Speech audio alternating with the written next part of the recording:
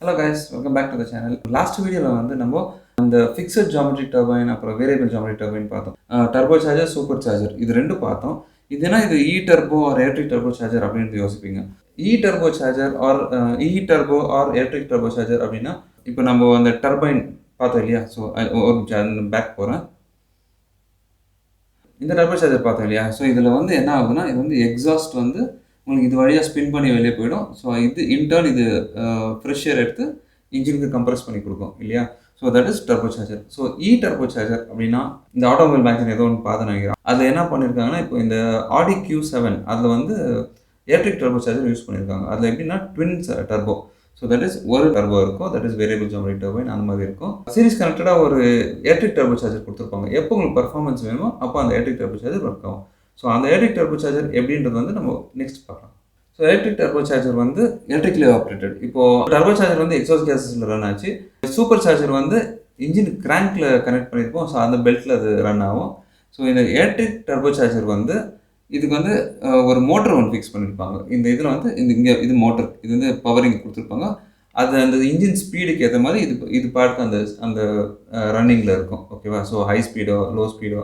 But இது என்ன ஒரு விஷயம்னா இந்த ஆர்பிஎம்ஸ் அதெல்லாம் நான் சொல்லலை ஆக்சுவலாக. இப்போ டர்போ சார்ஜர் வந்து ஐடில் ஆர்பிஎம் ஒரு 1000 ஆர்பிஎம் இல்லை ஒரு 700-800 இன்ஜின் ஆர்பிஎம் இருக்கும்போது உங்களுக்கு டர்போ சார்ஜர் வந்து ஒரு 70,000 80,000 ஆர்பிஎம்மில் ரன் ஆகும். ஜஸ்ட் இமேஜின் 1 மினிட்டுக்கு 0லேருந்து நீங்கள் 80,000 வரைக்கும் நீங்கள் கவுண்ட் பண்ணுறீங்க. 1 2 3 4 5 6 7 8 9 10 அந்த மாதிரி கவுண்ட் பண்ணுறீங்க. ஸோ 80,000 ஆர்பிஎம் வரைக்கும் போகும்.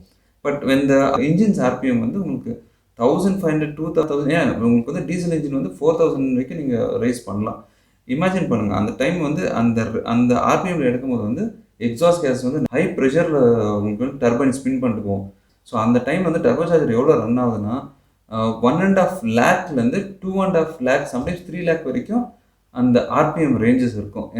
எனக்கு வந்து ட்ரைனிங் பண்ணப்போ எனக்கு அதுதான் சொன்னாங்க. ஒரு 2.5 to 2.7 லேக் ஆர்பிஎம்மில் ரன் ஆகுமா. ஸோ அந்த ஹை ஸ்பீட்ஸ்.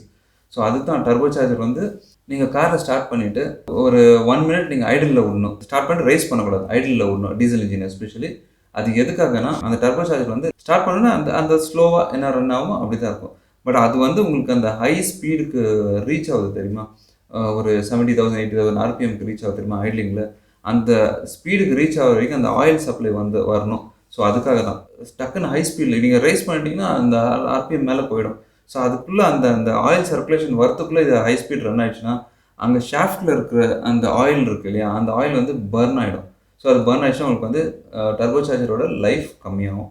ஸோ அது வந்து ரொம்ப இம்பார்ட்டண்ட். இந்த அபவுட் ஒரு 15 இயர்ஸ் பேக் இருக்க பொலேரோ காரில் நீங்கள் பார்க்கலாம். பிஃபோர் வந்த இந்த ஸ்கார்பியோ அதெல்லாம் பார்க்கலாம். ஒரு ஸ்டிக்கர் போட்டிருப்பாங்க. அது வந்து turbo charge engine live it in idling after starting the engine and before ஸ்விட்சிங் ஆஃப் த இன்ஜின் அப்படின்றது வந்து ஒரு ஸ்டிக்கர் போட்டிருப்பாங்க. இப்போ அதெல்லாம் கிடையாது. ஸோ இப்போ எல்லாருக்குமே அந்த விஷயம் தெரியும் எப்படி என்ன ஏதுன்ட்டு.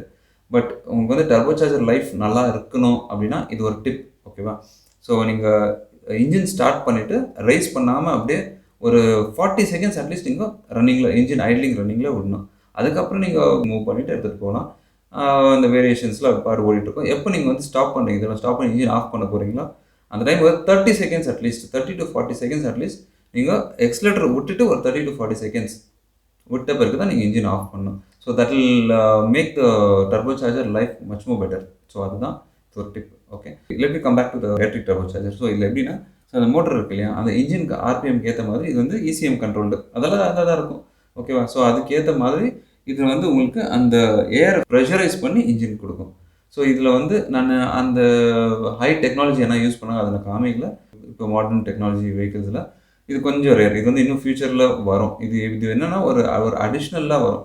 ஸோ அதுக்கேற்ற மாதிரி அது ரன்னிங்கில் இருக்கும். ஸோ இது வந்து ஒரு சப்போர்ட் டர்போ சிஸ்டம் மாதிரி தான் இதை வந்து இப்போதைக்கு நம்ம யூஸ் பண்ணுற மாதிரி இருக்கலாம்.